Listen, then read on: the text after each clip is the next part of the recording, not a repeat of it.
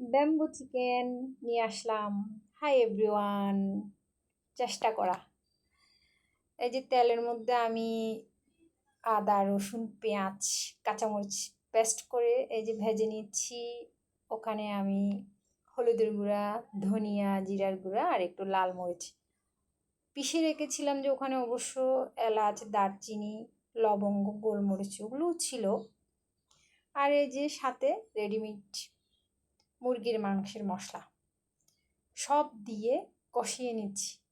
ওহ, লবণ তো দেইনি, অবশ্য লবণ পরে দিয়েছি, ওটা ভিডিও করতে ভুলে গেছি।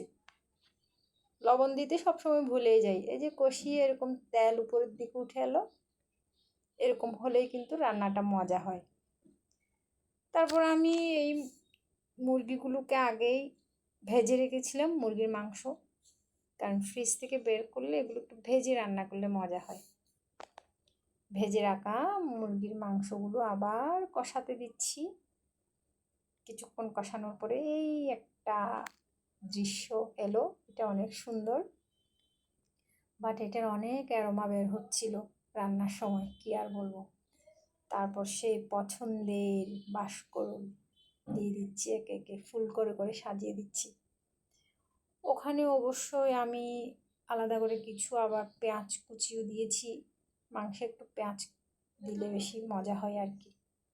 এগুলো দিয়ে এই যে তারপর এগুলোকে কিছুক্ষণ আমি কষাবো, বেশিক্ষণ কষাবো না, কারণ ব্যাম্বুগুলো আগে থেকেই সিদ্ধ করা ছিল। ব্যাস হয়ে যাচ্ছে আমার সে পছন্দের ব্যাম্বো চিকেন। এটা মূলত একটা পাহাড়িদের খাবার, পাহাড়িরাই বেশি খায় এই ব্যাম্বুটা। এখন সচরাচর সবাই খাচ্ছে, বাঙালিরাও খাচ্ছে, বাঙালিদের কাছে এটা আরও অনেক ফেভারিট হয়ে গেল এই ব্যাম্বো চিকেন। আমিও আজকে ট্রাই করলাম।